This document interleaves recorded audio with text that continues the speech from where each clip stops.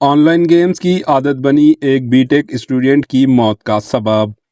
ریاست تلنگانہ کے وردھنا پیٹ منڈل کے گاؤں کڑیائی گوڑم سے تعلق رکھنے والے 20 سالہ گنیش حیدرآباد کے گٹکیسر کے ایک پرائیویٹ انجینئرنگ کالج میں بی ٹیک کی تیسرے سال کی تعلیم حاصل کر رہا تھا۔ گنیش کے والد کا 10 سال قبل ہی انتقال ہو گیا تھا۔ اس کی ماں فیلڈ اسسٹنٹ کے طور پر کام کیا کرتی ہے اور اپنے بیٹے کی بی ٹیک کی پڑھائی کیا کرتی ہے، لیکن گنیش جو آن لائن گیمز کا عادی ہو چکا تھا، اس نے گیمز کی خاطر اپنے دوستوں سے بہت زیادہ قرض کر چکا تھا۔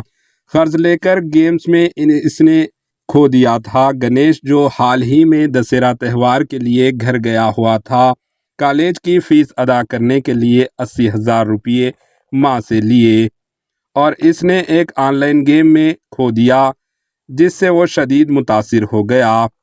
گنیش نے کیڑے مار دوا پی کر اس نے اپنے کالج کے قریب ہی دم توڑ دیا اور خودکشی کر لی۔